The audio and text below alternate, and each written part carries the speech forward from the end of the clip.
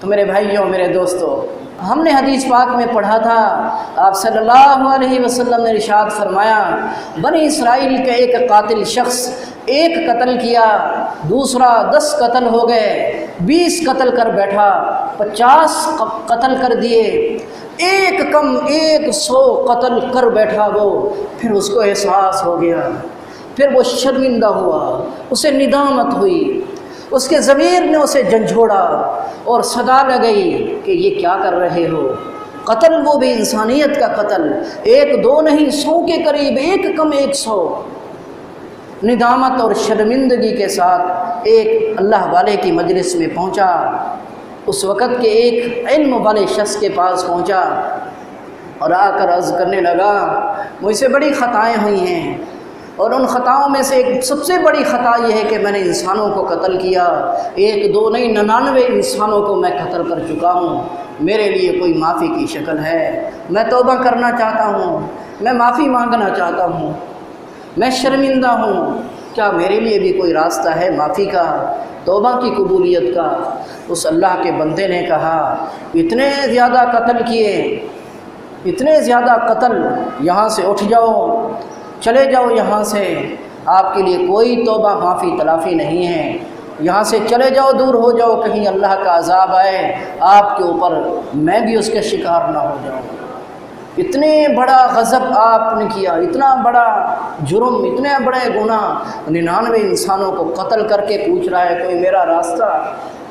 اس بندے نے سوچا، جب میرے لیے کوئی راستہ ہی نہیں ہے، توبہ کا کوئی طریقہ ہی نہیں ہے، کوئی اس کا حل ہی نہیں ہے اس کے پاس، تو اس کو بھی جان سے مار دیا، اس اللہ والے کو بھی مار دیا۔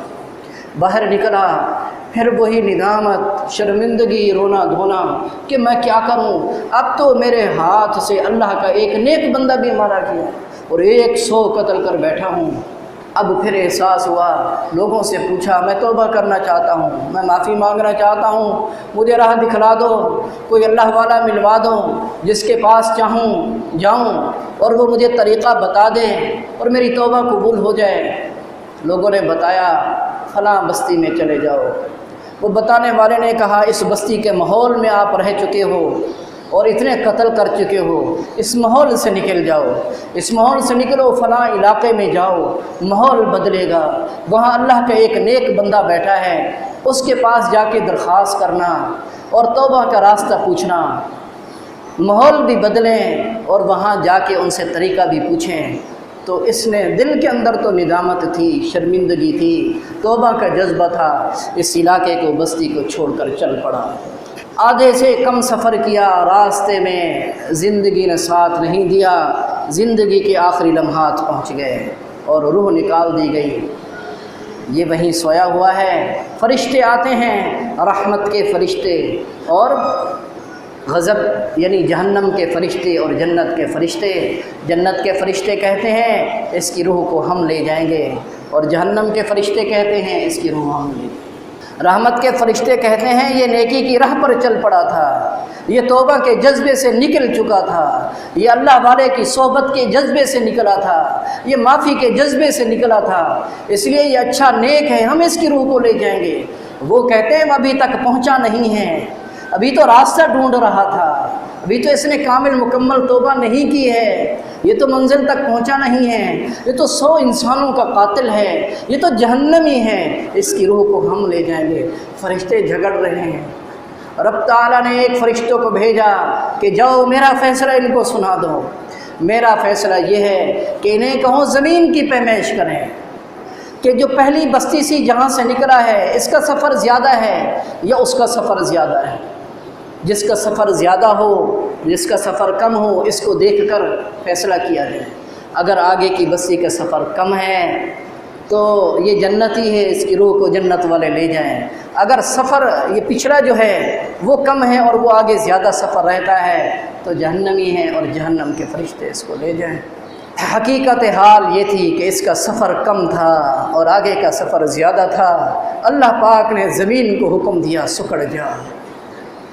ایک گناہ گار بندہ جو 100 انسانوں کو قتل کر کے توبہ کے جذبے سے نکل چکا ہے، اللہ پاک اس کی وجہ سے زمین کو حکم دے رہے ہیں سکڑ جا، کم ہو جا۔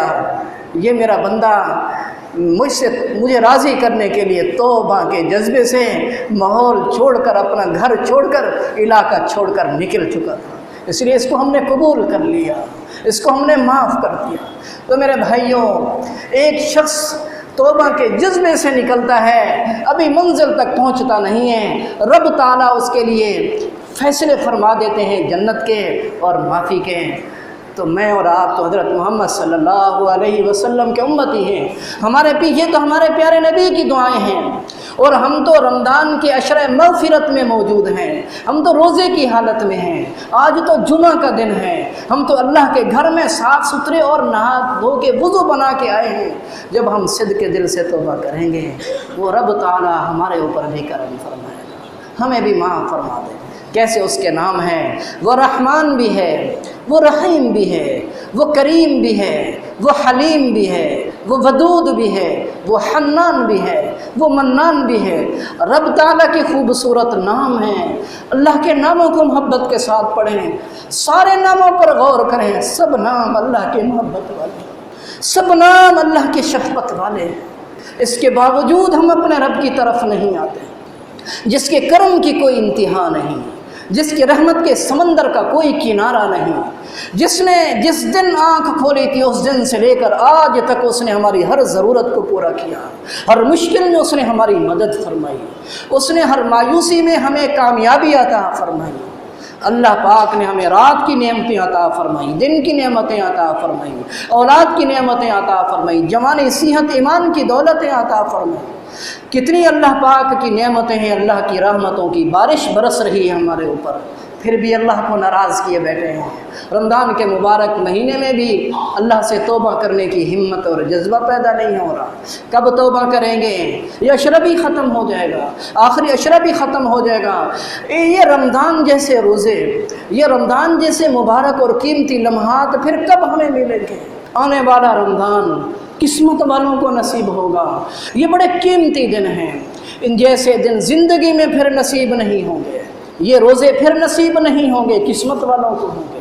آخری عشرہ عتقم من النار، جس کے اندر اللہ پاک نے 5 راتیں رکھی ہیں، جس کے اندر اللہ پاک نے شب قدر رکھی ہے، جس میں اپنا کلام پاک نازل فرمایا تھا، من قام لیلۃ القدر ایمانا واحتسابا غفر له ما تقدم من ذنبہ۔ اس رات میں جو عبادت کرے اللہ اس کی زندگی کی ساری خطائیں معاف فرما دیتا ہے۔ اللہ پاک نے تو ماحول دے دیا ہمیں توبہ کا، سحری کے وقت توبہ کریں، روزے کی حالت میں توبہ کریں، افطاری کے وقت توبہ کریں، نماز تراویح اس لیے ہے تاکہ ہم عبادت کریں، اللہ ہمیں معاف فرما دے۔ قرآن پاک کی تلاوت کا ماحول بنا ہوا ہے، پورے ماحول میں قرآن پاک کی آواز بلند ہو رہی ہے۔ افطار کے وقت افطار کرا کے لوگ اللہ پاک انہیں معاف فرما رہے ہیں، صدقہ خیرات کرنے والوں کو اللہ معاف فرما رہے ہیں، تہجد پڑھنے والوں کو اللہ پاک معاف فرما رہے ہیں، رمضان کی قدر کرنے والوں کو اللہ پاک معاف فرما رہے ہیں۔